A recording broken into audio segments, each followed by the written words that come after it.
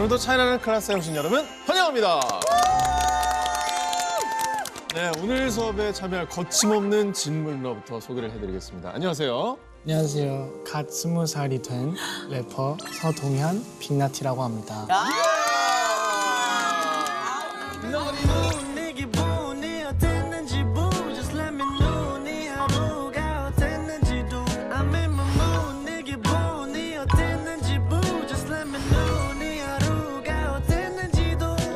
최근에 많은 래퍼분들이 차이나는 클래스에 다녀가셨는데 네. 혹시 보신 적 있으신가요?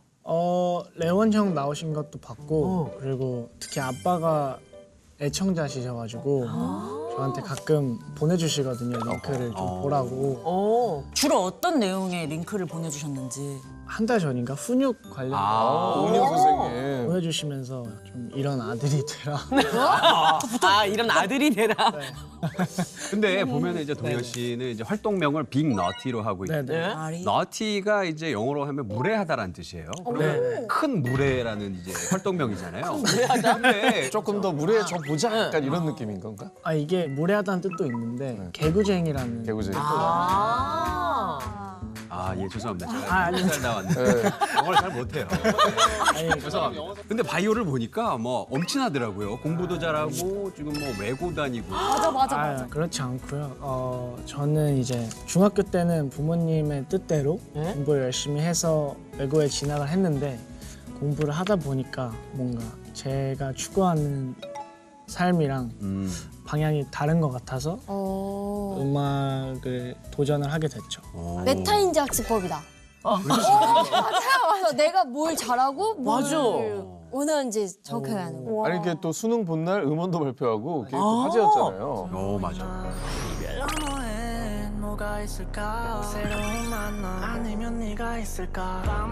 근데 이제 거기에 제가 그런 진로에 대한 고민을 했던 내용들이랑 제 또래 친구들은 뭔가 이 노래로나마 그냥 뭔가 해결책을 줄 수는 없지만 위로라도 줄 수 있으면 좋겠다 해서 낸 노래죠. 시험 성적이 나왔을 텐데 네네. 대학에 혹시 가실 생각이 있으신지. 대학교를 갈지 아니면 간다면 무슨 과를 갈지 어허. 뭐 이런 고민들을 꾸준히 하고 있어서 오늘 강의가 뭔가 이런 제 고민에 힌트를 줬으면 어른스럽다. 이렇게 빅너티 씨께서도 오늘 고민을 또 공유를 해주셨는데 지난주에 이어서 오늘도 이제 공부 때문에 고민하는 아이와 어른들 모두가 함께 보면 너무 좋을 법한 그런 강연이 준비되어 있습니다. 그럼 차이나는 강연 들려주실 오늘의 선생님 먼저 소개해드리겠습니다. 바티칸?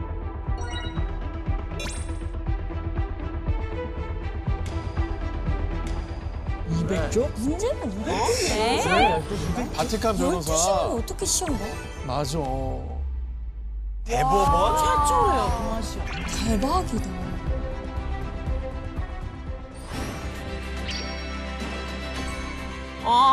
뭐야? 진짜 10개월. 어때 10개월 만에 박사를 통과하지? 세븐일레븐. 세븐일레븐. 불이 안 꺼지나 보다.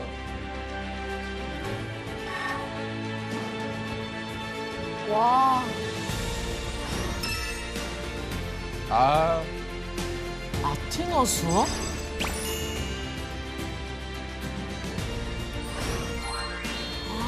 와. 30년간?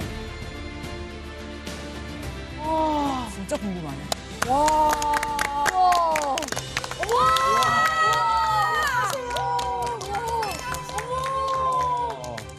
Salvete, salvete, 메이소치, 에고숨 오페라 아리우스 스튜던스. 네? 안녕하세요, 나의 친구들. 저는 공부하는 노동자입니다. 선생님 근데 지금 방금 하신 언어가 어느 나라 언어예요? 네, 라틴어입니다. 라틴어. 근데 이거는 제가 한 인사가 아니라 네. 중세 때 대학에서 교수님이 수업 시작할 때 학생들에게 이렇게 인사했어요. 살베테 메이소치. 그러면 학생들은 뭐라고 답을 했냐면 살베 메우스 도미노스. 안녕하세요, 나의 선생님이라고 인사를 했습니다. 한번 우리도 한번 따라서 해볼까요? 뭐라고 했는데? 살벤 메소스. 살베 살베, 메우스 메우스, 도미노스. 도미노스. 쌀베가 라틴어로 안녕하세요라는 쌀베? 인사. 근데 쌀베? 단수로 복수로 할 때는 쌀베떼. 쌀백?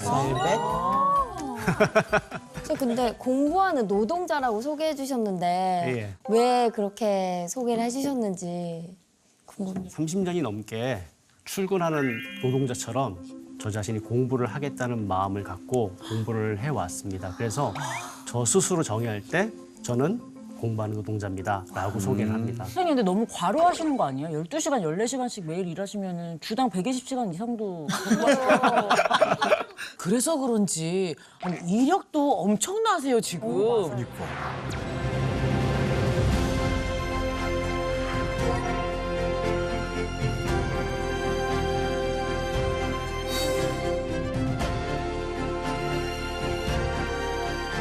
아직까지도 그게 유일합니까? 근데 아직까지도 저 이외에는 없는 걸로 알고 있습니다.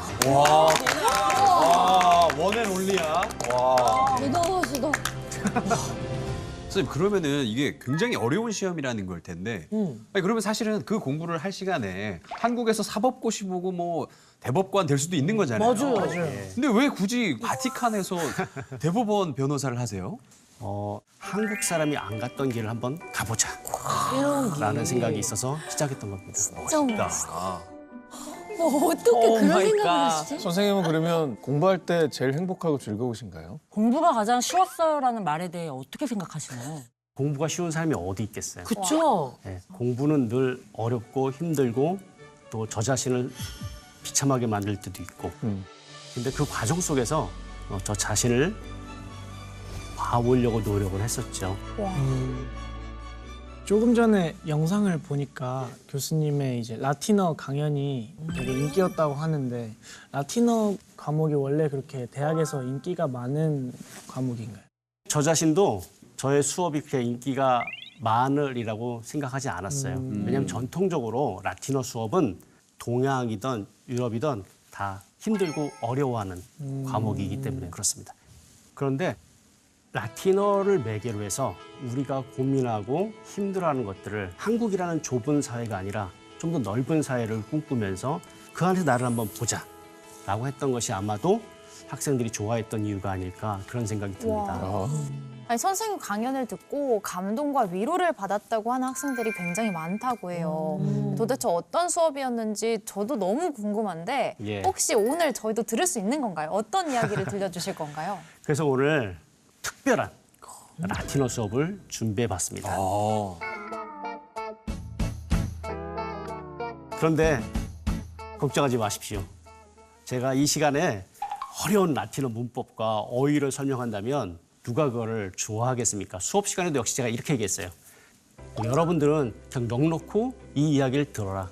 듣다가 여러분의 마음을 콕 하고 찌르는 것이 있으면 그 한 단어만 메모해라 라고 했습니다. 그래서 오늘 여러분에게 제가 공부하면서 느끼고 힘들었던 것들을 한번 조심스럽게 나누고 싶습니다. 네. 자, 그러면 오늘 강연의 주제는 뭔가요? 제가 오늘 여러분과 함께 나눌 강연의 주제는 바로 Studi ratioque differentiam facit. 차이를 만드는 공부법 수업. 자, 그러면 지금부터 본격적인 강연 부탁드리겠습니다. 예.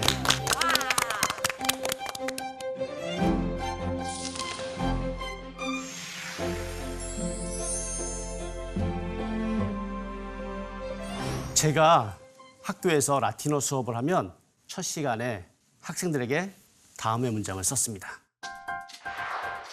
프리마 스콜라 알바 에스트. 한번 상상을 한번 해보실래요? 프리마. 아, 첫 번째. 네. 아, 최고! 맞아요. 최고, 첫 번째. 그래서 프리마, 영어의 프라임. 프라임? 프라임. 예.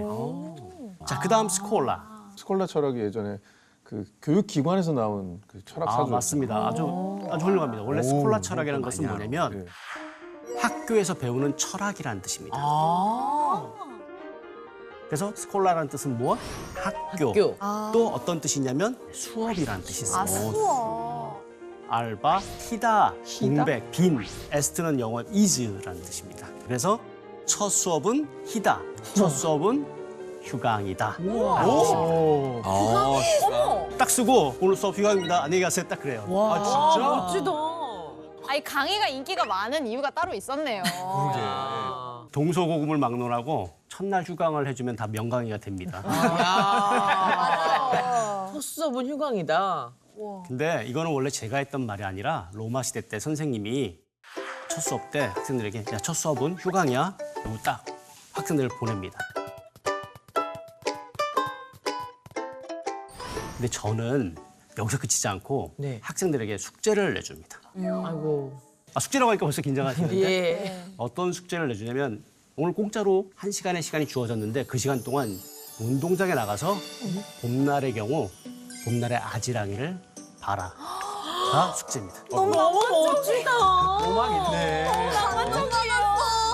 나는 이런 교수님 만나고 싶어. 저도요. 아지랑이를 보래. 수업이 로망이 있어.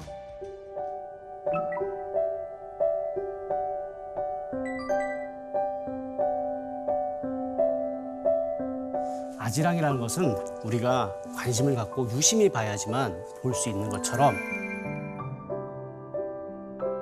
내가 되고자 하는 것, 내가 바라는 것들도 그렇게 쉽게 보이지가 않습니다. 성인인 나 자신도 때로는 내가 지금 뭘 원하는지, 뭘 하고 싶은지 모를 때 많죠. 그거는 내 마음 안에서 주의 깊게 관찰하지 않으면 보이지 않는 것이. 우리가 지금까지 배워왔던 교육은 어떤 지식의 내용들을 강제적으로 머릿속에 우겨넣는 그런 공부들을 해왔습니다. 입시를 위한 공부, 취업을 위한 공부. 맞아요. 사실 언어를 배우고 공부를 한다는 것, 학문을 한다는 것은 단순히 양적으로 어떤 것을 머리에 우겨넣는 과정이 아니라 그 과정을 통해서 무엇을 바라보는가, 무엇을 희망하는가라는 그 마음속의 아지랑이를 보는 것. 그것이 첫날, 첫 시간의 수업입니다. 그래서 학생들에게 중간고사 과제물을 줍니다. 은근히 과제는 좀 첫 많죠. 수업이에요?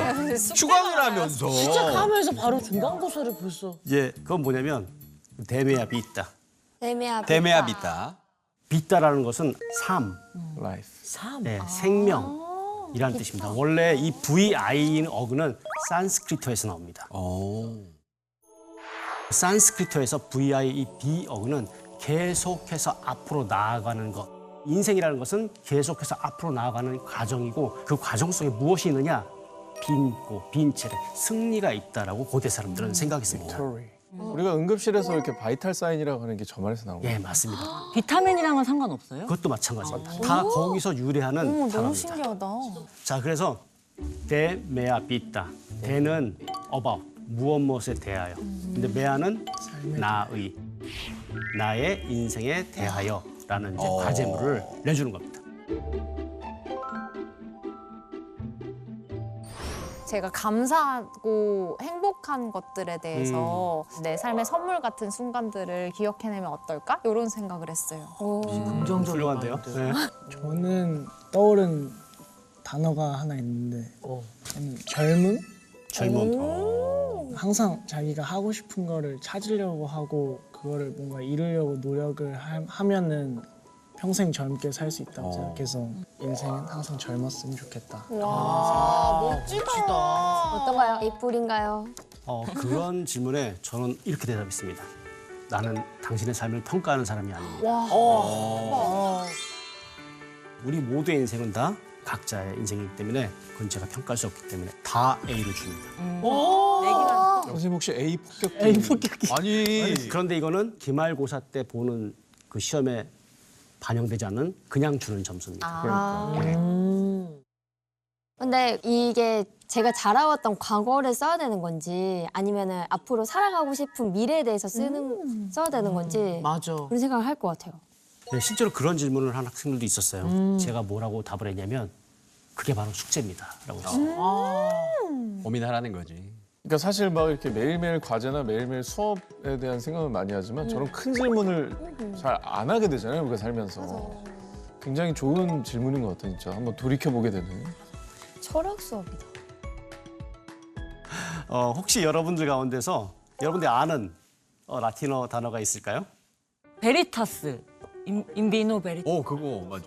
까르페디엠. 오 그것도 카르페 디엠. 까르페디엠. 우리가 아는 그 학명들 다 라틴어 아닙니까 선생님? 뭐 호모사피엔스. 예, 맞습니다. 아. 그 외에도 지금 한참 우리를 힘들게 한 코로나라는 것도 라틴어. 라틴어요? 이고요. 예. 크라운. 맞아요. 예. 뭐. 까르페디엠, 메멘토 모리, 아모르 파티, 페르소나, 유벤투스, 오디오? 오디오, 비디오. 이 비디오라는 것은 라틴어 동사를 보다라는 동사예요. 진짜요? 그 오디오라는 것은 듣다. 어디요? 너무 신기하다. 우리가 라틴어가 완전 생소한 언어라고 생각하는데 지금 엄청나게 라틴어 단어들을 많이 알고 있고 또 많이 써왔던 것들입니다. 너무 신기해요. 은근히 알아. 실질적으로 라틴어는 누가 썼던 언어냐면 이탈리아 로마, 라티움족들이 썼던 언어였어요. 라티움. 그런데 처음에 라틴어는 그렇게 고급 언어도 아니었어요. 어휘도 많이 부족했고 문법적인 체계도 많이 부족했고 그래서 부족한 단어, 문법 체계 모두 그리스어에서 채우기 시작합니다. 그래서 이 노마가 확장되면서 점차 제국의 언어가 되기 시작하는 겁니다. 디오클레티아누스 황제 때의 언어 분포입니다. 그런데 너무 커지니까 제국을 유지하는 데 너무 큰 어려움이 있겠죠.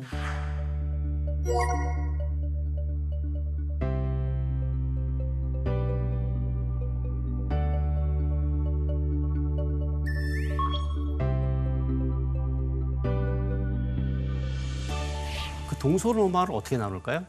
종교적으로 나뉘지 않았어요? 종교적으로? 종교가 좀 다르고 예. 막 이래서. 로만 카톨릭이랑 그리스 종교로 보통은 나눠진다고 생각을 많이 하는데. 아주 훌륭한 답입니다. 자, 이 지도를 중심으로 해서 반, 왼쪽 라틴어권, 서로마, 오른쪽 그리스어권, 동로마.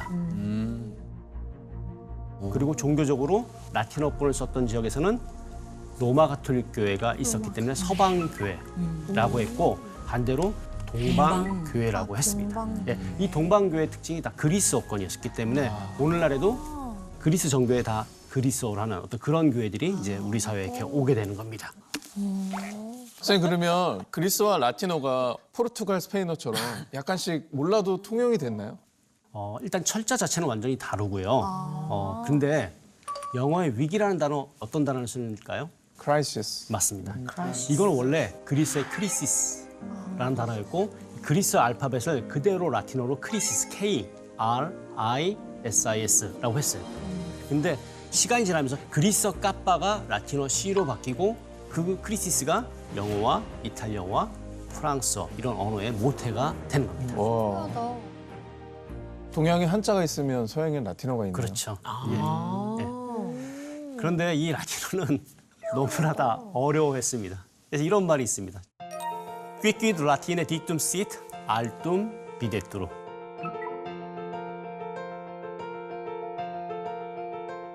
라틴어를 말하는 게 고상해 보인 이유는 사람들이 그게 어렵다는 걸 알기 때문에 그 희소성 때문에 고상해 보인다고 느낀 맞아요. 건가요? 예. 실질적으로 라틴어 배우는 것의 어떤 어려움은 동사 변화표 하나 딱 보면 우리가 딱 알 수 있습니다. 포기하겠습니다. 이게 동사 하나의 변화입니다. 어머.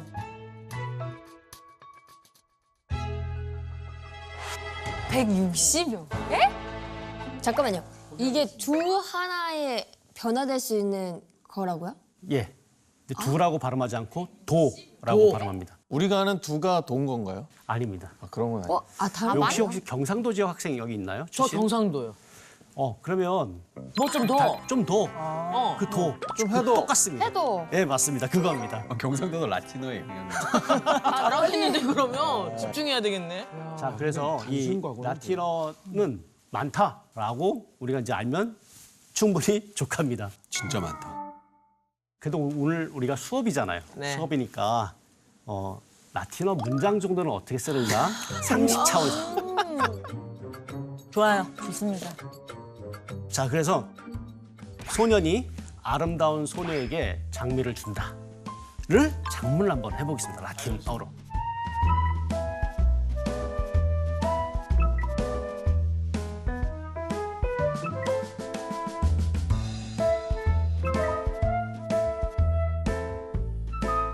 뭐야? 뭐야 이게? 오, 노.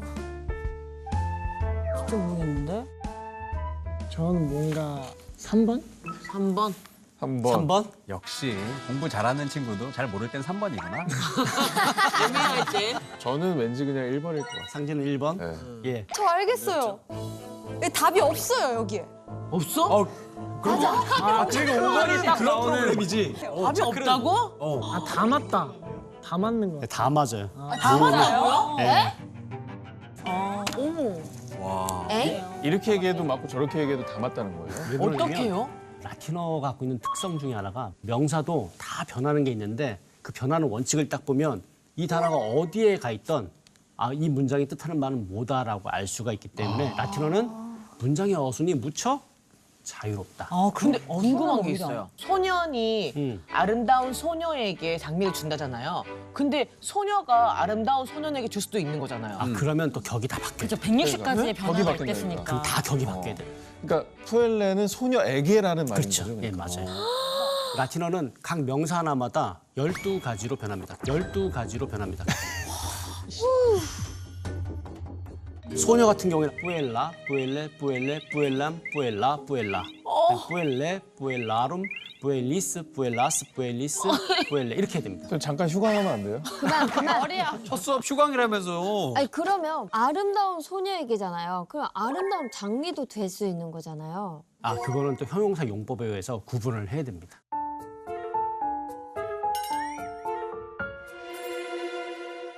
선생님이 왜 공부를 그렇게 오래 하시는지 알 것 같아요.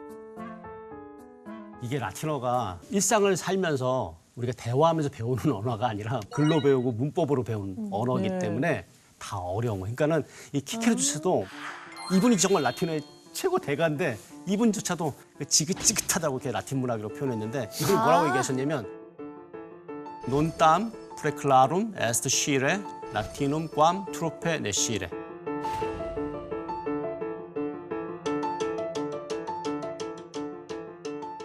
와.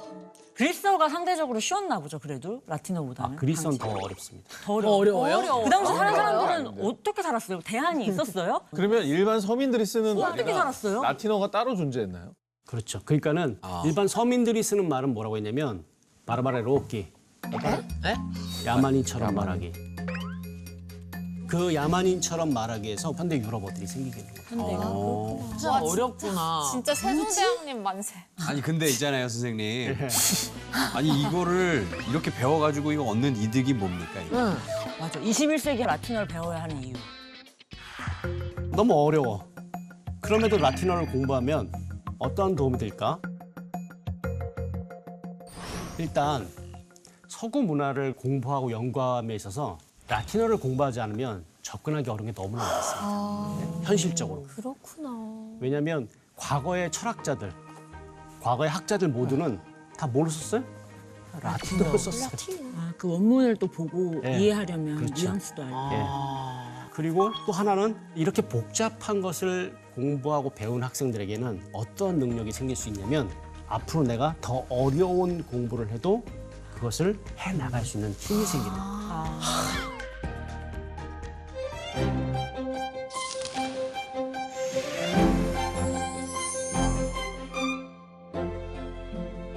그럼 수강 신청을 하는 학생들도 다 그런 거대한 목적을 가지고 수강 신청을 한 걸까요? 실제 수업을 했었다면 여기 미리 와서 학생 한 명 한 명에게 그대는 왜 라틴어 수업을 배우려고 선택했습니까? 물어볼 거예요. 그럼 상진은 어떻게 대답할까요? 왜 라틴어 수업을 들으시려고 합니까? 그게 제가 이제 주삼파라서 시간표 짜다 보니 수요일로 몰다 보니까. 마지막 퍼즐이 이거였네요. 말씀드리고 저는 친구가 이거 듣는다 그래가지고 따라 들었습니다. 라티? 중간고사가 없다 해가지고 다 소문이 났네. 용조. 죄송한데 라틴어 수업인지 모르고 저 영어 수업인 줄 알았는데 제 옆 강의실이거든요. 드랍하게 잘못 들어왔네, 이 학생은. 발레. 아. 발레는 잘 가세요. 안녕히 가세요. 안녕히 가세요. 학생들은 뭐라고 대답을 하나요? 그 학생들이 대답한 거는 여러분들이 그 이야기한 거 거의 비슷해요. 진짜요?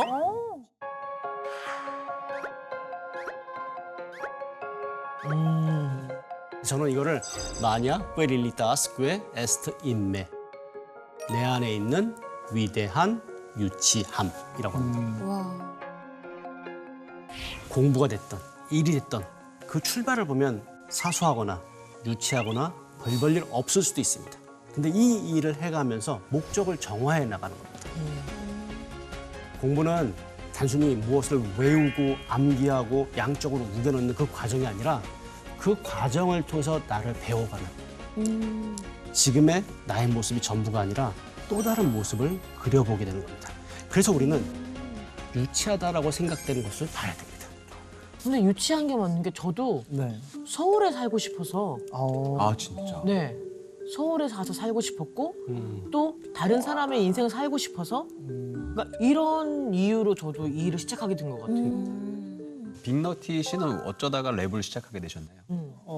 첫 번째는 그냥 재밌어 보였고 되게 유치하게 재밌어 보였고 두 번째는 공부가 하기 싫었어요. 근데 그렇게 시작했는데 계속 하게 되는. 이제 그러다 보니까 말씀하신 것처럼 이제 음악을 만드는데 뭔가 보람이 생기는 그런 것 같아요. 위대한 유치함의 이 선구자다. 정말 그렇네요.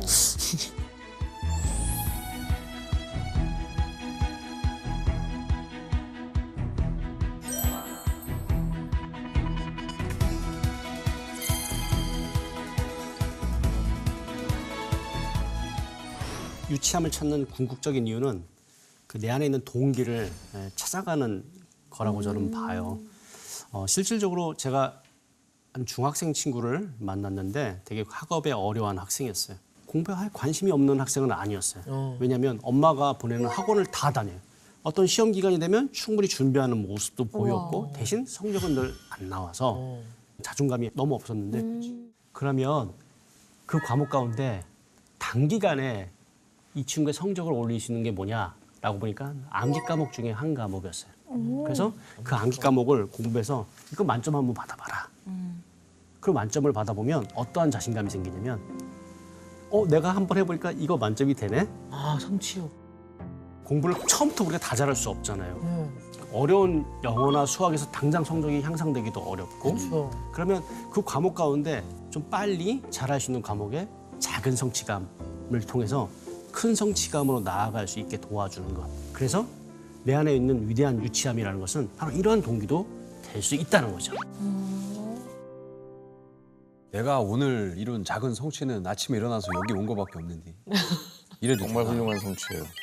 사실 인류의 발전에 있어서 인류가 생각을 달리하게 된 계기 중에 하나가 인간이 걷기 시작한 겁니다. 침대 밖에 나왔다. 이불 밖을 나왔다. 그것이 아니라 기다가 걸으면서 그것이 아니라.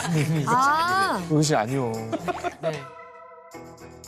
앉았죠? 네. 네. 걷기에서 일어났죠? 네. 눈높이가 달라졌습니다. 이 달라진 눈높이가 인간에게 지금 이곳이 아니라 저 너머의 세상을 생각하게 되는 어떤 힘이 된 겁니다.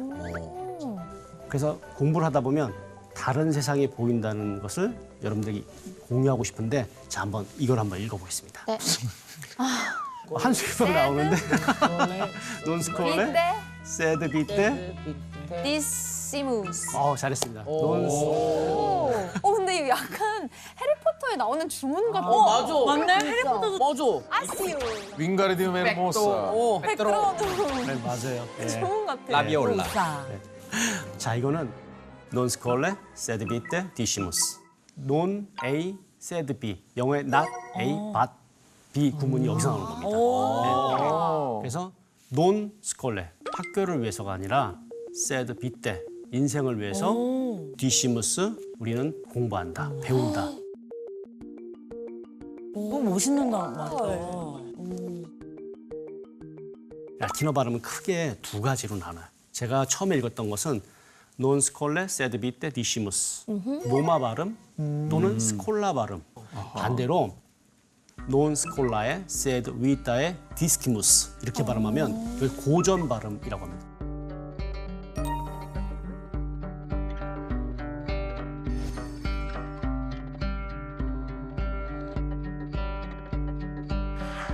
로마 발음이라는 것은 로마, 이탈리아 쭉 내려왔던 그 발음.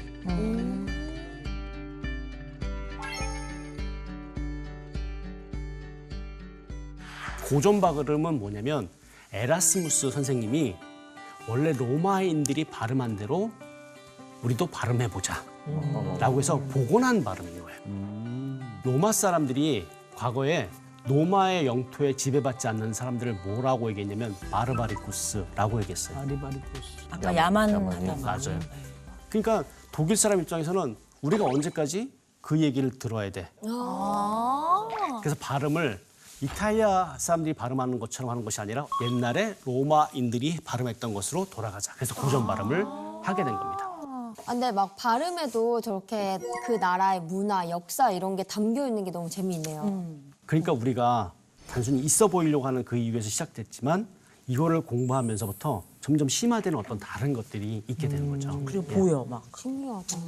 선생님 그런데 사실은 대부분의 사람들이 뭐 출세랄지 뭐 잘 먹고 잘 살고 싶어서 입신양명을 위해서 뭐 공부를 하고 있는 게 지금의 현실인데 근데 사실 그런 분들한테 뭐 그게 뭐 잘못됐다 나쁘다라고는 할 수 없지 않습니까? 네, 잘못된 거 아니죠. 아주 정상적이고 좋은 겁니다.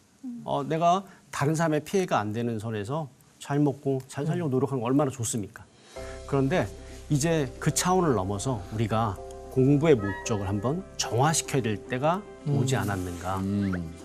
실제로 여성의 인권, 어린이의 인권이 발전돼 나간 역사를 보면은 이것이 어떻게 바뀌었느냐. 공부로부터 시작됐습니다. 뭐? 책을 읽는 것. 유럽 사회에서 구텐베르크가 인쇄를 시작하면서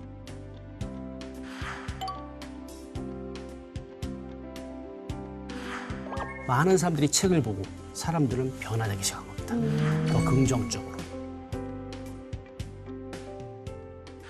소설을 보면서 우리가 지금까지 이렇게 해왔던 것이 이게 노멀한 게 아닌데 이게 정말 나쁜 거구나. 이게 정말 힘든 거구나. 라는 공감을 하게 된 겁니다. 이 공감하는 능력이 사회를 바꿔가는 어떤 계기가 됐다라고 놓고 볼 때 그 공부를 남에게 베풀 수 있는 그런 공부가 되도록 공부의 목적을 정화시켜야 될 때가 이제 우리 사회에 도래하지 않았나 저는 이제 그렇게 생각합니다. 네, 근데 사실 이제 우리가 그런 마음을 가진다 하더라도 실질적인 사회는 그걸 인정해주지 않는 분위기잖아요. 뭐 여전히 뭐 등수나 뭐 학벌이나 뭐 점수로 이런 걸 따지는 게 현실 아닌가요? 맞습니다. 사회적 현실, 뭐 교육적인 현실을 놓고 보면 내가 할 수 있는 것이 너무나 미약하고 너무나 미미하고 그래서 내가 너무 초라해 보일 수가 있는데 그런 가운데서 한번 이 숨막꿈 라우데라는 말을 한번 이건 많이 들어봤는데? 이거 왜 하냐면은 네. 엄청 유명한 문제집 이름이에요. 문제집 이름이라고요, 이게? 진짜로. 네. 숨막꿈 라우데? 그 저 뜻은 알아요? 숨막꿈 라우데?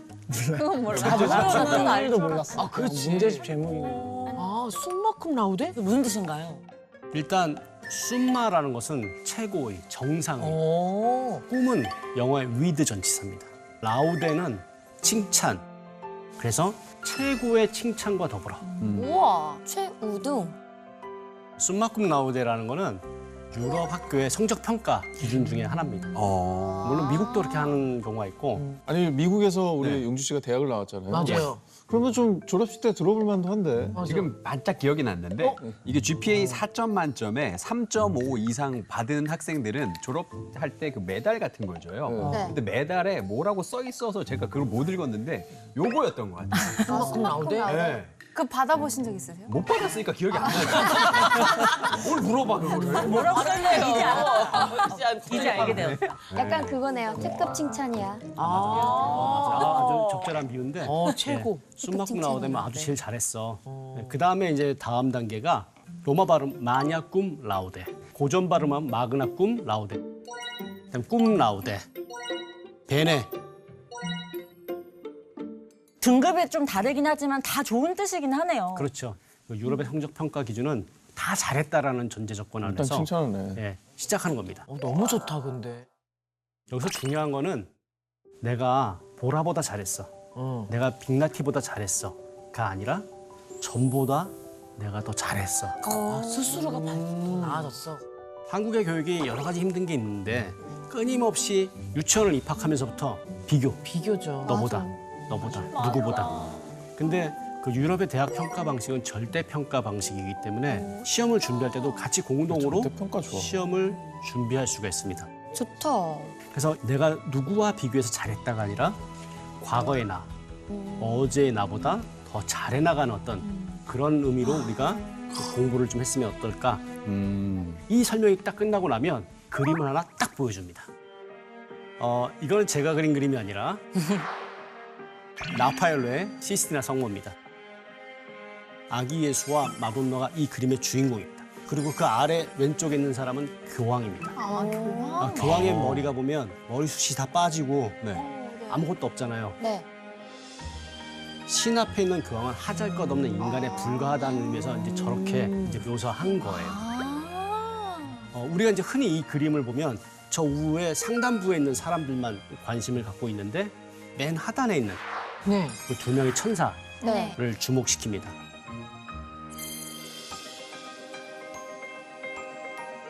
사실 우리가 일상을 살면서 나에게 너 잘했다, 너 참 훌륭하다 이렇게 칭찬해 주는 사람보다 나를 공격하고 나를 비방하는 사람들이 훨씬 더 많습니다. 맞아요. 그 안에서 나는 어떻게 버텨낼까, 나는 어떻게 이겨낼까라고 생각했을 때 그냥 스스로에게 계속 위로할 수 있는 방법밖에 없었어요. 그래서 이 한 명의 천사는 뭐냐면 끊임없이 나를 위로해주는 천사가 되라라는 얘기입니다. 그리고 그런 훈련이 된 사람이 누군가의 아픔에 대해서, 누군가의 어려움에 대해서 공감할 수 있는 또 다른 천사가 될 수 있다. 타인의 어려움이 보이기 시작하는 거죠. 그래서 여러분은 분명히 무언가에 숨막고 나오되라는 마음으로 이제 일상을 살아갔으면 좋겠습니다. 우리 모두는 숨막고 나오됩니다. 숨만큼 나오대. 그런데 사실 공부하는 노동자의 삶이 좀 슬플 때도 있습니다. 미래가 불확실하니까. 근데 대한민국에서는 많은 지금 젊은이들이 그 불확실한 미래 속에 나를 걸어야 하는 사회죠. 맞아요. 여기서 어려운 것들은 뭐냐면 방황할 틈이 없다는 거죠. 그냥 방황하면 낙오한다라고 생각하니까. 그런 과정 안에서 우리는 어떻게 또 공부할 것인가.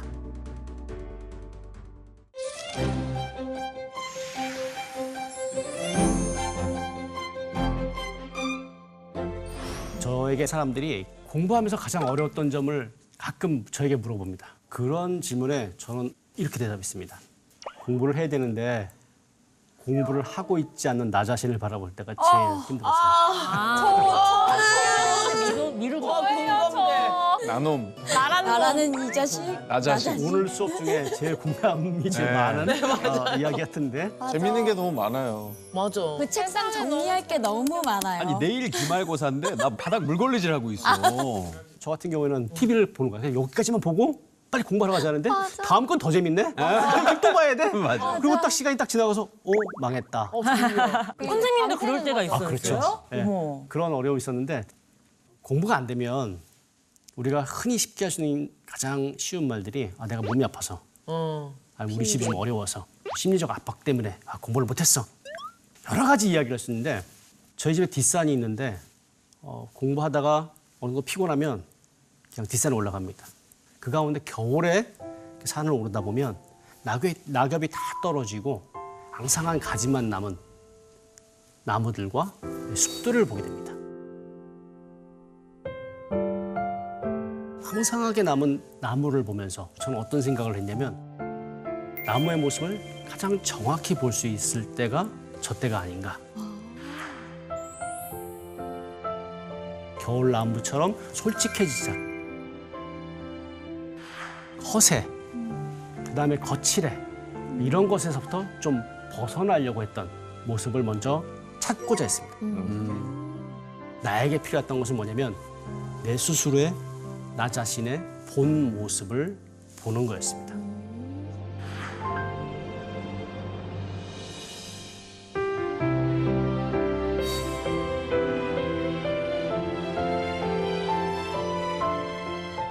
자, 그래서 저는 무슨 생각을 했냐면 쉬운 선택을 하지 말자. 쉬운 선택을? 선생님께서 말하는 쉬운 선택이라는 게 그러니까 기존에 알았던 익숙한 것들을 답습하는 것이라든지 실패하지 않음이 보장되는 거라든지 이런 게 쉬운 선택인가요? 예를 들면 공부해야 되는 아이들한테 쉬운 선택하는 게 뭐냐면 일단 잠자지 않고 공부하는 거. 학원 가기 싫은데 가는 거. 그 친구에게는 충분히 그게 쉬운 선택을 하지 않은 거니까 있죠. 사실 우리가 배우자를 고르는 문제도 있고 뭐 직업을 선택하는 문제도 있고 진학, 학교 이런 다양한 아주 진짜 중요한 문제들이 있지만 이것들은 나의 선택의 누적분이 되는 겁니다. 그래서 학생들하고 가끔 카페를 가거나 어디 뭐 음식점을 갔을 때 교사하고 학생이 가니까 학생이 뭘 딱 저 이거 마실게요, 저 이거 먹을게요 얘기를 잘 못합니다. 아무거나요 라고 얘기할 때가 제일 많았어요. 한국 와서 보니까. 그래서 학생들에게 아무거나요 라고 말하지 말라고 했어요. 아주 작은 일상에서부터 내가 끊임없이 선택을 해야 된다. 그러면 일단 내가 선택한 거에 대해서 어떻게 해야 될까? 제가 로마에서 박사학위를 마치고 다들 이 대법관 과정 하지 말라고 했습니다. 박사 했으면 됐지 뭘 더 공부하느냐. 그때 30대 중반이었는데 50대 이후에 60대 이후에 나는 어떤 삶을 살아가고 그려가고 싶은가 그걸 먼저 생각해 봤습니다. 그리고 그 나이가 돼서 아 그때 그거 했었어야 되는데 라고 후회할 저 자신의 모습이 그려졌습니다. 내가 그 선택을 했을 때 엄청나게 힘들고 어려울 거라는 걸 알지만 내가 그 선택한 것을 안 하면 후회할 것이 생긴다면 나는 그 후회할 일을 만들고 싶지 않다라고 생각합니다. 그래서 일단 그 선택이 된다면 그 선택에 후회가 없게 한번 가봤으면 이제 그 얘기를 드립니다.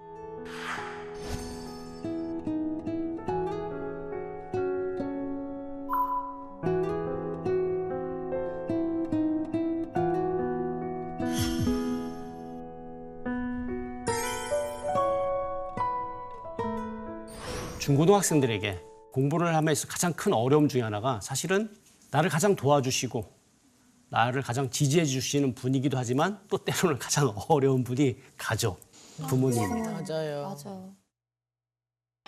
디벨람 리베로스 아빠렌 툼 콤플렉스. 자녀를 부모의 품에서 떼어놓아라. 근데 이걸 역으로 생각하면 부모님으로부터 나를 독립시켜라 라는 개념입니다. 이걸 아빠한테 보내줘야겠네. 이거를 딱 찍어가지고 저 아빠 링크를- 오늘 저 공부하는 링크를 거. 그때부터 링크를 사실 부모가 가지고 있는 여러 가지 환경과 배경이 나에게 커다란 디딤돌이 될 수도 있지만 어떤 경우에는 걸림돌이 될 때가 있습니다. 페트라와 스칸달룸.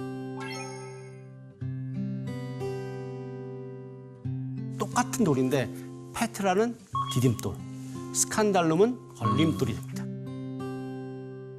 나에게 지금까지 걸림돌로 작용한 것은 무언가?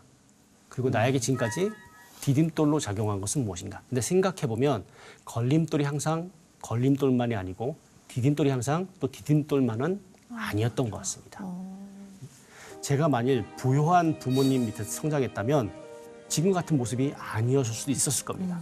오히려 부모님의 환경이 어려웠기 때문에 스스로 일찌감치 독립해서 무언가를 해야겠다는 생각을 했던 것이 저에게는 커다란 페트라, 디딤돌이 됐습니다. 반대로 이렇게 빨리 성장한 것이 저에게는 어떤 걸림돌이 됐냐면 그 나이 또래는 그 나이 또래 때 체험해야 될 감정과 경험들이 있습니다. 그런 많은 부분에 있어서는 저는 또 그냥 거르고 지나가는 것들이 많습니다. 그래서 어떤 부분은 또 상당히 미성숙한 부분이 있습니다. 이것이 저의 스칸달룸, 걸림돌입니다. 그래서 우리의 디딤과 걸림에 대해서 걸림이 있다면 내가 이런 문제가 있다라는 것을 인식하는 그 시작에서부터 우리 문제는 해결해 나가는 어떤 출발이 될 거라고 생각합니다. 그러면 쉬운 선택을 하지 말고 그다음에 부모로부터 나를 떠나고 그럼 우리는 어떻게 공부를 해야 될까?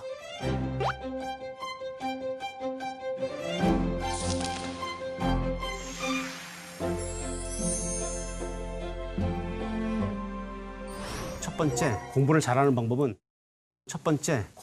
방법은 그냥 몸을 가두는 겁니다. 네? 묶어놔야 되나요? 나는 갇혀 있어. 여기서 몸을 가두다라는 말은 뭐냐면 우리가 어떤 기술을 배울 때도 운동을 배울 때도 어떤 고정된 공간에서 내 몸을 가둬두고 특별한 훈련을 계속하게 됩니다. 그래서 공부를 하는데 가장 필요한 건 먼저 몸을 가두는 연습인데 영어의 하빗이라는 단어가 라틴어 하비투스에서 나오는 말이에요. 하비투스? 이 하비투스라는 말은 원래 수도승들이 입던 옷을 하비투스라고 했어요. 수도복. 수도승들은 매일 똑같은 시간에 일어나서 똑같은 시간에 기도하고 밥 먹고 일하고 또 기도하고 잠깐 쉬었다가 일하고 이 반복되는 것. 매일 똑같은 것들을 한다라고 해서 습관이라는 말이 이제 되기 시작한 겁니다. 그래서 스스로 공부하는 노동자라고 한번 생각해보고 책상에 한번 앉아보는 겁니다.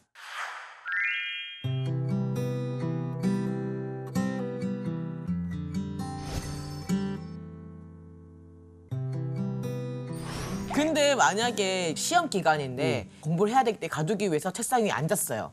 근데 정말 책상에 정리할 게 많고 이것저것 할 게 너무나 많아요. 앉아서 할 일이. 근데 정작 공부는 못 해요. 그래도 가두는 게 맞습니까?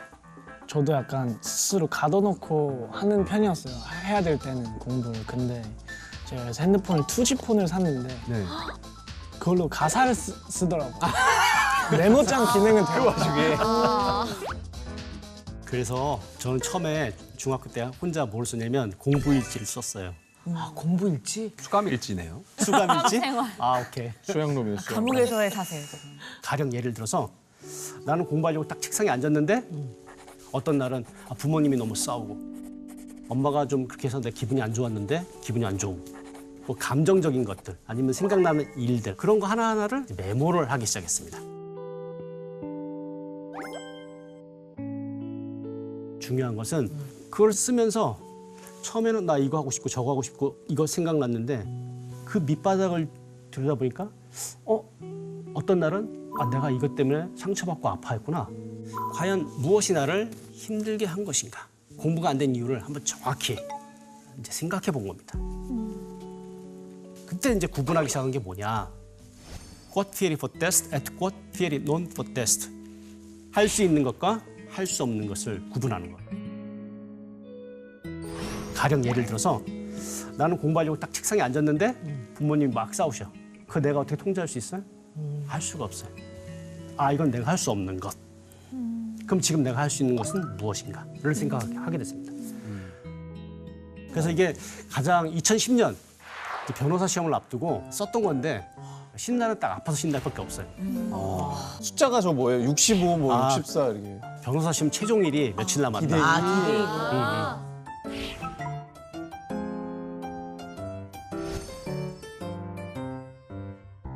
와, 진짜 섬세하게 계산해야 되는 거구나. 실질적으로 우리가 나의 일상을 다 잘 기억한다라고 생각하지만 잘 기억 못할 때가 많아요. 맞아. 근데 그 기록한 것들을 보면서 내가 그때 이랬구나라는 걸 알 수 있는 기회가 많기 때문에 그런 섬세한 과정 속에서 이제 저를 성찰하는 과정들이 이제 나오게 된 것 같습니다. 와, 근데 학생들이 더 어려울 수도 있고 쉬울 수도 있고. 왜냐면 앞에는 부모님과 떨어져라라고 했지만 지금 선생님 공부 시간이 12시간, 13시간. 학생들한테 이 원성을 듣지 않을까 모르겠습니다. 조금 저항이 있을 것 같습니다. 저항이 있을 것 같습니까? 선생님, 근데 저도 이제 살면서 많은 문제들을 해결해 나가는데 이 입시 3년이 되게 중요한 도움닫기가 될 수 있다고 생각하고 충분히 공감을 하는데 이제 가두는 그 과정에서 기회비용으로 많은 친구들이 꿈이라는 거를 포기해버리는 상황이 발생을 하는 걸 많이 봤는데 과연 그 노력하는 과정 때문에 꿈을 포기하는 게 뭔가 바람직한 현실일까라는 생각을 했어요. 10대 때 어떤 입시를 위한 가둬둠의 공부가 과연 의미가 있을까? 이건 뭐 의미가 있다? 없다? 라고 말하기 힘듭니다. 그럼에도 불구하고 우리에게 그런 과정은 필요하지 않을까? 라는 생각은 가끔 해볼 때가 있습니다. 예를 들면 제가 19살 때 처음 라틴어를 배우기 시작했는데 그때 19살 이전에 막 구겨놓았던 영어 단어들이 라틴어를 배우면서 이 단어가 여기서 나온 거구나. 이제 그것들을 이제 스스로 이제 깨달았는데 이런 과정이 쌓이다 보면 인생을 더 길게 놓고 봤을 때 그때 가둬둠의 훈련이 나를 또 다른 어떤 어려운 일들을 해나가는 어떤 그 능력들을 위한 전초 단계가 아니었을까라는 생각을 할 때가 있습니다.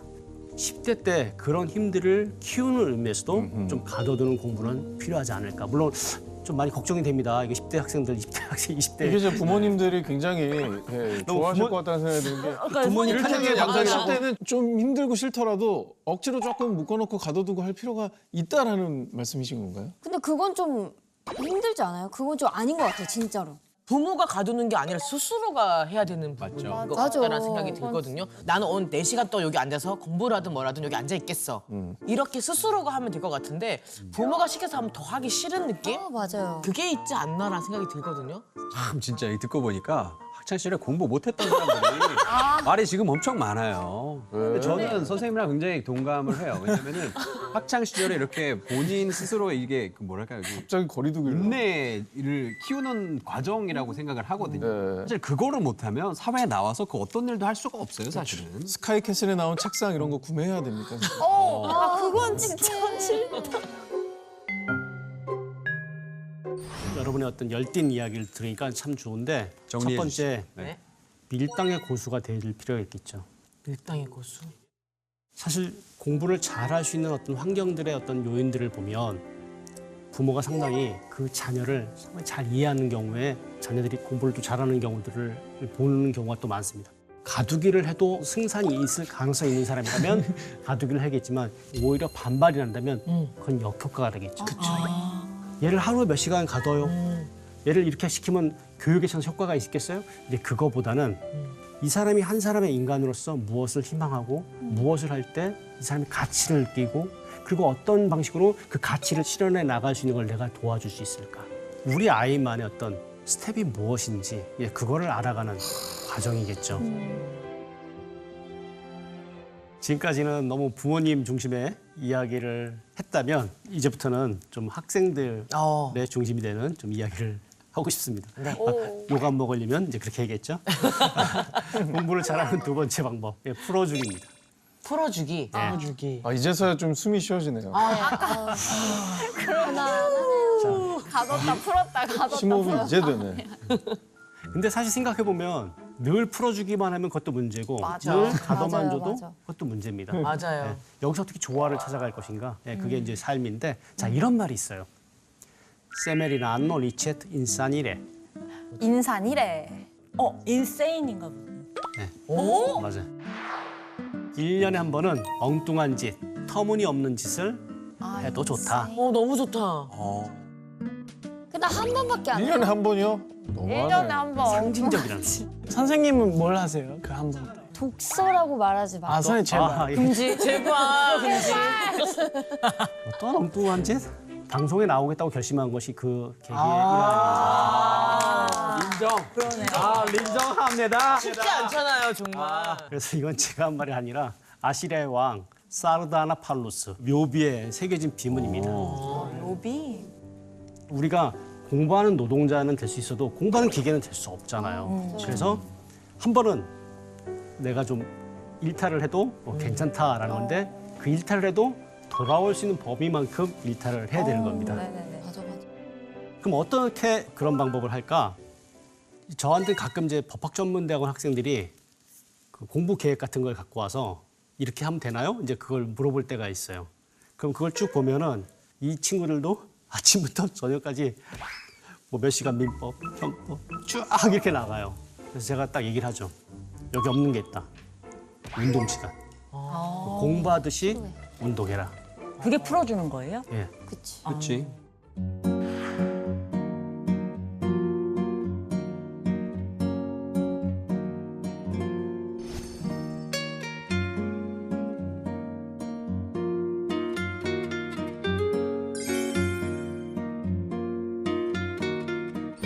그러면 상당히 주저해요. 아 그렇게 해도 되는가? 그 시간에 공부해야 되는 거 아니야? 다들 공부하는 나만 쉬는 거 아닌가라는. 그러면 그러니까 이동을 할 때 걸어라. 만약 그것도 부담된다면. 이제 그런 식의 방식을 얘기합니다. 그리고 또 하나는 공부하다 힘들면 이제 책도 읽고 뭐 여러 가지를 해야 되는데 책을 읽는 게 공부하는 거 아닙니까? 어떤 사람이 공부하기 책 글자를 보기 싫어 덮으려고 하는 건데 쉬면서 복사를 하는 게 지금 우리랑 생각하는 게 완전 달라요. 다른 세계야. 죄송합니다. 선생님이 말하는 쉴 때 하는 독서라는 게 무슨 말씀이세요? 라틴어가 아닌 뭐 그런 거 말하는 거예요? 나의 분야와 전혀 상관없는 다른 영역의 세계의 책들을 이제 본다는 거죠. 웹툰 같은 만화책. 것도 보세요? 웹툰. 그럼 어떤 책이라도 상관없는 거죠, 선생님. 원피스. 뭐 그림이 좀 그거는 많다를지. 본인이 이제 선택하는 거죠. 좀 씌워주라는 거죠. 예. 뇌를.